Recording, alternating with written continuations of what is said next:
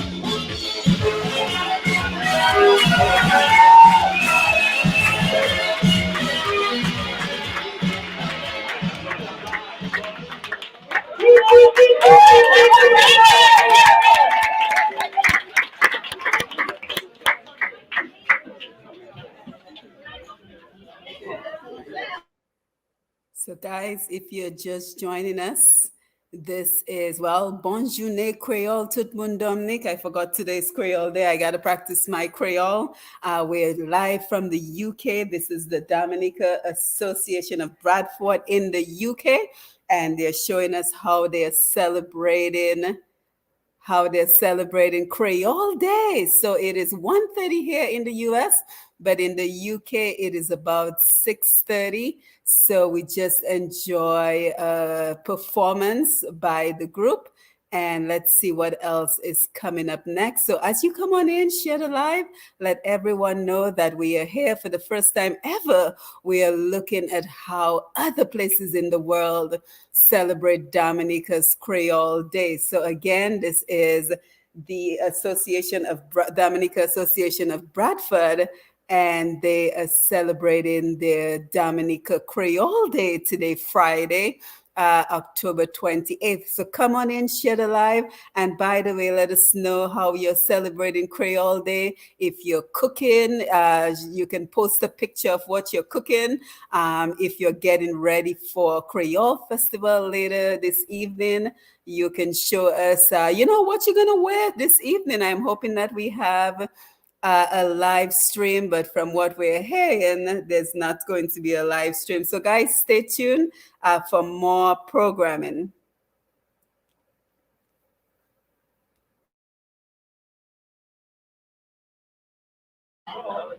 So, get your raffle tickets out. First prize is a meal with me at a well-renowned burger joint. You can guess what it is. It starts with M. It's a meal for one. You're going to watch me eat it. I should be on stage, really, shouldn't I? Oh my God, it's gone quiet. I don't like quiet. So I play some music. Teacher! Oh, I'm going to start singing. What, this one with the funny hat, what do you want? Oh my God.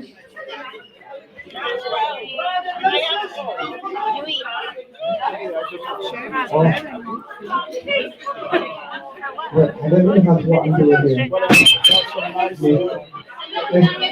Okay, we're ready for the raffle. These two ladies dressed in our traditional and the Creole and the gonna play the raffle. So the first prize for kids. The first prize is for kids. Have you got kids? Yeah, there's many of them there. This was donated from Morrison's. I just say thank you to Carlo Green for Morrison's community officer. Thank you to Morrison's for donating these wonderful prizes to the kids. You can't put your own ticket, you know. Accident do happen.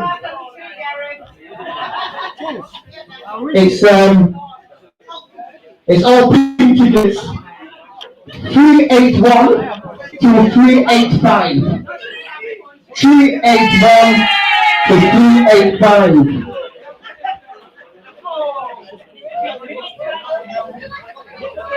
You're not a kid. Yeah, so you're doing big drink and you're telling that kid. Boy. Next one. Here goes. 311 to 315. Yes, Hazel's the biggest kid here.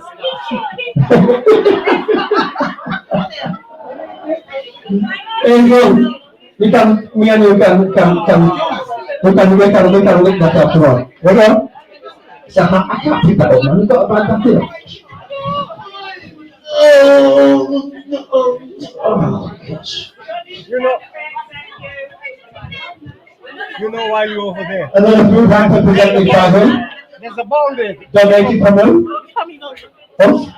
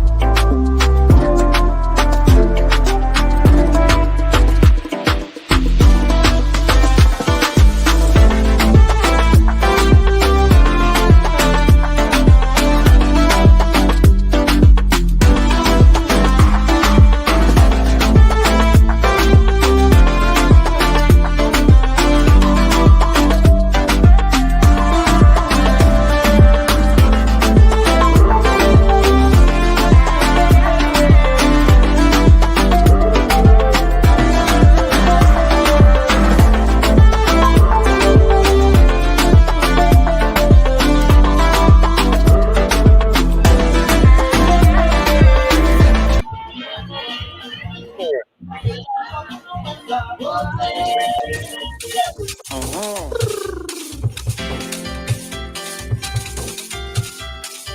a bridge, press the bridge, press the bridge, press the bridge.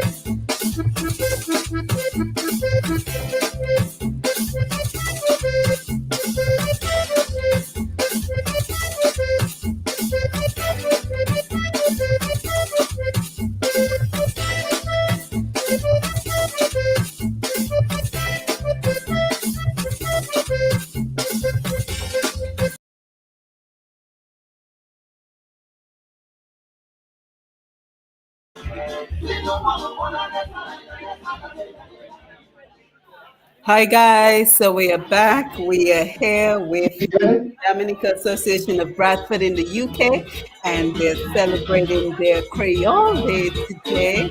And we're very happy to be joining them just so we can take a look at what other parts of the world, how we celebrate Dominica in the other parts of the world. So we're here with Louisa Japierre, and she's going to go around and have everyone just say Happy Independence to their family back in Dominica and to Dominicans around the world. Louisa, can you hear me?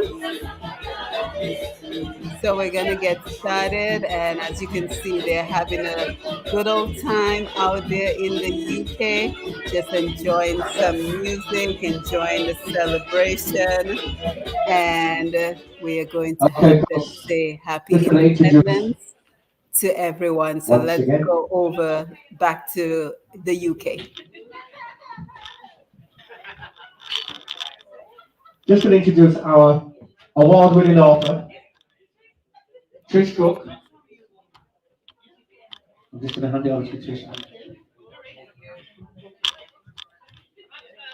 So this story is called Coupe Codla, which means cut the rope. I've heard it said that a long time ago there was a serious famine. All the animals were hungry and had to manage on any small scraps of food they could find. At this time, Brer Rabbit, or Coupe Lapin, and Brer Wolf were both looking after their grannies, whom they loved very much. We really must do something, or we're all going to starve, said Brer Rabbit. We're all going to die, said Brer Wolf. We're all but given up, and there's nothing we can do about it. But Brer Rabbit would not be beaten. He thought, and he came up with an idea. Brer Wolf, said Brer Rabbit, I think I have the answer. Brer Wolf was feeling weak, but he managed to lift up his head to listen to what Brer Rabbit had to say. And what is that? He asked. These are desperate times, said Brer Rabbit, and I don't want you to think badly of me, but I think the best thing for us to do, well, is to eat our grannies. Brer Wolf was in shock. Eat our grannies? Are you out of your mind? How can we eat our elders? Well, my granny has lived a long time and a happy life, thank you. And besides, she'll be dead soon anyway, so we may as well eat the meat from her bones. Brer Wolf thought that Brer Rabbit had gone mad. How could anyone be so heartless as to eat their granny? Still, days went by without food, and Brer Wolf grew hungrier and hungrier. And when he looked at Brer Rabbit's granny, he started to imagine how tasty she would be on a plate. When Brer Rabbit came back to Brer Wolf with the same suggestion, Brer Wolf licked his lips and said he thought maybe it wasn't a bad idea after all. So Brer Wolf and Brer Rabbit devised a plan. They would make dinners out of their grannies, Brer Wolf and Brer Rabbit cry and they cry about what they were going to do, but still they did not change their minds.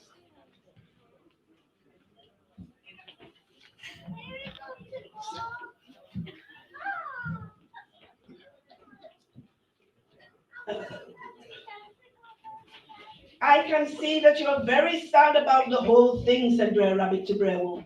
So to make it easier for you, I think it's only right that we eat your granny first, so that you can get it out of the way. That's very kind of you, wept Brer Wolf, and he agreed with Brer Rabbit that his granny should be cooked first, so he could get over the heartbreak as soon as possible. And they decided to cook her that very night. So Brer Rabbit built a fire and he put a big iron pot full of water on it, and the weeping Brer Wolf captured his granny with a big net, as was the plan, and they put her in the cooking pot. That evening, Brer Rabbit's granny, and Brer Wolf had a feast. The meat from Brer Wolf's granny lasted for weeks between them. But once it had all gone, Brer Wolf was hungry again. Now it's your turn, said Brer Wolf. I'll make the fire and prepare the pot of hot water while you go and capture your granny. Here's the net, he said, handing Brer Rabbit the same net that he'd used to capture his own granny. With that, Brer Rabbit let out a big belly laugh. You must be crazy if you think I'm going to cook my granny. I only said that to trick you so I could eat some wolf. But Wolf was furious. How could he have been so stupid as to believe that conniving rabbit? He had done a terrible thing. He had eaten his own granny, and he was not happy about it. So Brer Wolf had his eye on a tasty rabbit stew, and Brer Rabbit's granny was going to be the meat. Now Brer Wolf was going to make sure of that. He would sleep first and then hunt her down in the morning. Brer Rabbit knew that Brer Wolf would want to get his own back, and so that night he secretly took his granny out of her house and led her into the woods. Brer Rabbit found the tallest palm tree, and he let his granny climb to the top, and he gave her a basket with a cord to tie it. When I call out to you, Granny, Granny, you must drop the basket down, and I will put food in it for you. Then you must pull on the cord and hoist up the basket. That way you'll get fed, said Brer Rabbit. The next morning, Brer Wolf got up and he went straight to Brer Rabbit's house. I come for your granny, roared Brer Wolf. Too bad, Brer Rabbit yelled back. She's not here. Brer Wolf tore through the house angrily, looking for Brer Rabbit's granny, but he couldn't find her anywhere. Why are you hiding her? He roared. But Brer Rabbit didn't give anything away. He just laughed. Brer Wolf kept his watchful eye on Brer Rabbit, but Brer Wolf was so weak and tired and hungry, he fell asleep. And when he did so, Brer Rabbit slipped away, and he took a few scraps of food with him, and he went into the woods all the way to the top of the palm tree. When he got there, he whispered to his granny, Granny, Granny, Coupe Codla. And when he did this, his granny dropped the basket. Brer Rabbit put all the scraps of food he had found in the basket for her to eat, and then his granny pulled on the cord and hoisted the basket up to the top of the palm tree. And she ate the morsels of food that Brer Rabbit had brought for her, and she drifted off to sleep.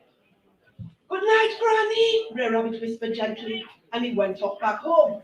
But Brer Rabbit hadn't noticed that he was being watched, and Brer Wolf had woken up, followed Brer Rabbit into the woods, and he had seen everything. Once Brer Rabbit was out of sight, Brer Wolf went up to the tree and he called up, Granny, Granny, Shupekana! Brer Rabbit's granny heard Brer Wolf call, but she knew that it wasn't her grandson. That's not my grandson, Brer Rabbit, she said to herself. He doesn't talk like that.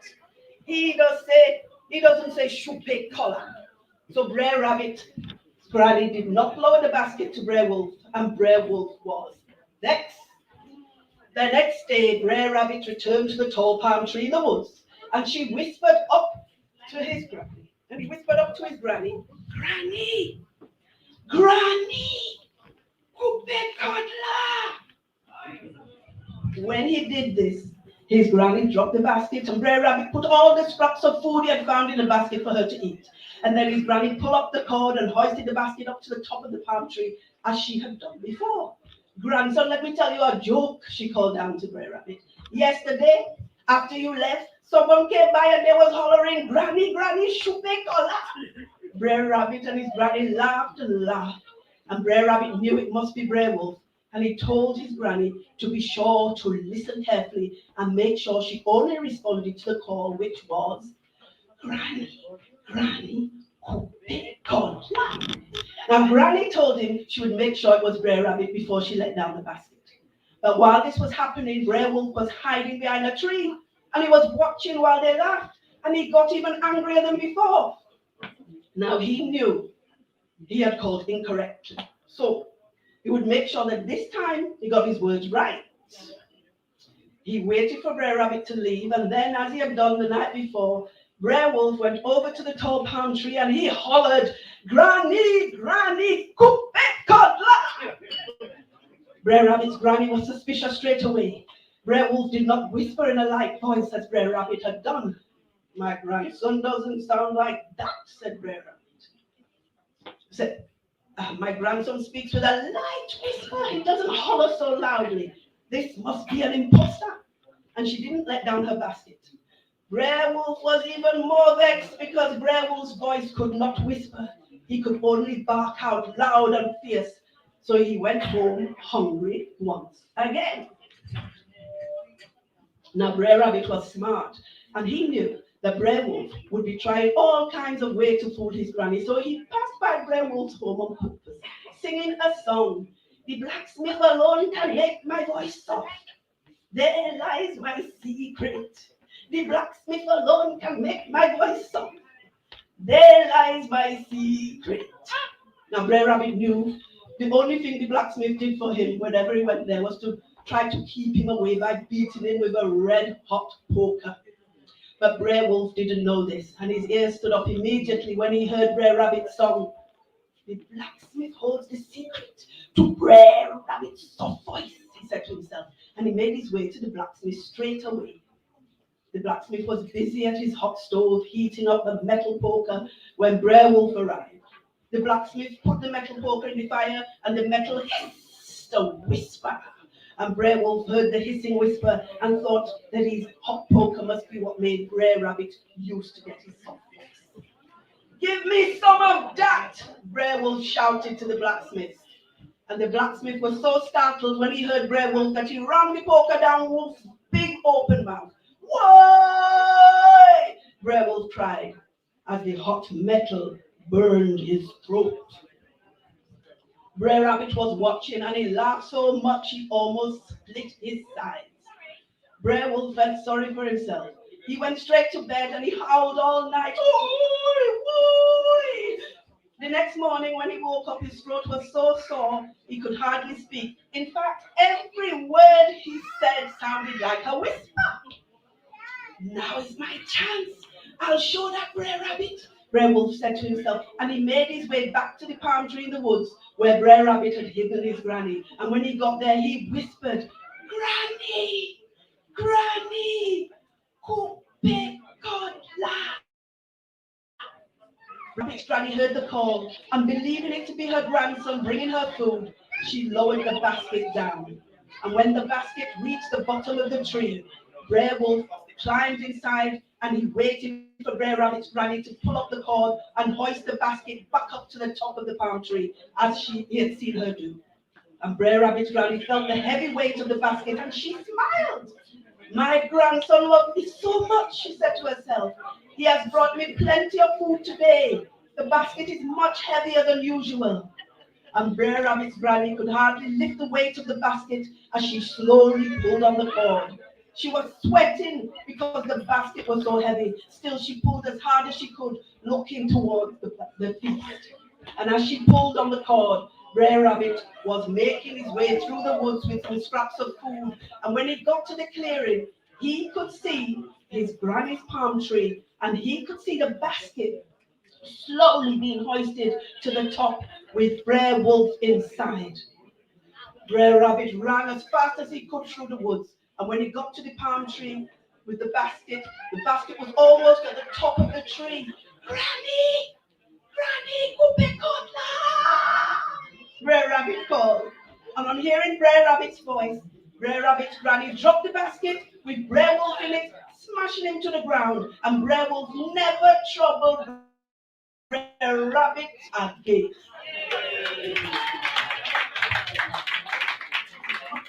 Thank you. Come on, folks, you can do better than that. Big round of applause for Trish. Coca-Cola. So we're just going to take another 5 or 10 minute intermission while our next performer has something to eat. Guys, nothing like a good Brer Rabbit piece of culture, right? I thought that was a really good story. So again, you're looking at Dominica's Jouné Kwéyol live from the UK, and we just had a performance from the Tales from the Caribbean, which is available on Amazon. And the name of the author is Trish Cook. So you're looking at live from the UK, Dominica's Creole celebration, and everyone is waving and saying hello. So let's see what's going on back in the UK.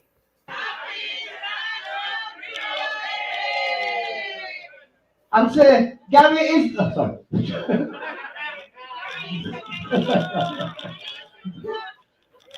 Okay. Let's say hi to their family wherever they If you want to say hi to your family, just come forward and say, hi. Hi, everybody, Point Michelle. Hi. Hi. Oh, I think everyone is shy. Oh, gosh. By the way, my name is Mr. G. You know, you can hire me. I don't charge much. My prices start from £250 to God knows whatever. It's very cheap. I'm just damn good. Oh, gosh. Guys, isn't it amazing? No matter where we go, we just take our culture with us. So it is just wonderful to always see how wherever Dominicans land, we take who we are with us. And we're so proud to celebrate who we are. Of course, don't forget, we are going to be in Miami, Florida tomorrow, live at Julia's Kitchen for the Culture Fusion. So you want to make sure that you follow Push Past 10 so you can be a part of that action as well.